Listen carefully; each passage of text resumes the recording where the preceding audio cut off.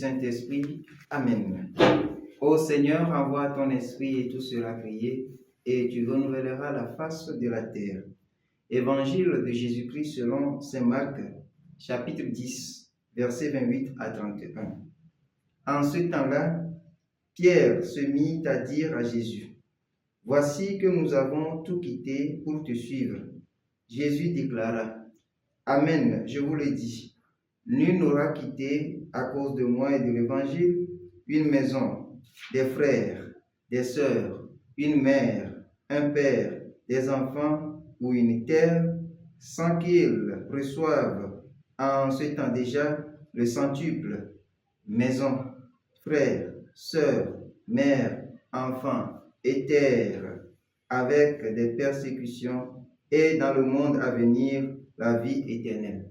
Beaucoup de premiers seront derniers, et les derniers seront les premiers. » Acclamons la parole de Dieu.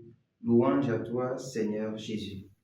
Bien-aimés dans le Seigneur, aujourd'hui, mardi 4 mars de la 8e semaine du temps ordinaire, les textes que l'Église nous propose de méditer en ce jour sont évocateurs, car ils sont bien pour nourrir notre vie de foi.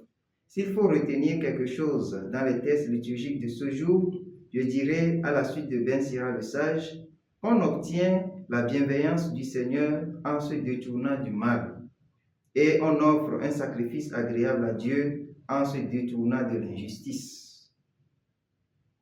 Rentrer dans cette dynamique nous met en position de dernier, selon la vision du monde.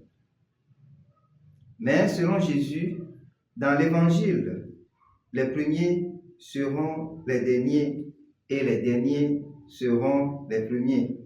Quel paradoxe!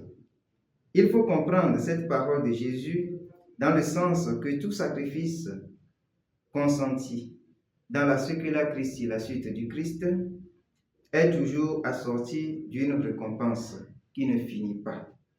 C'est toujours assorti d'une récompense interminable.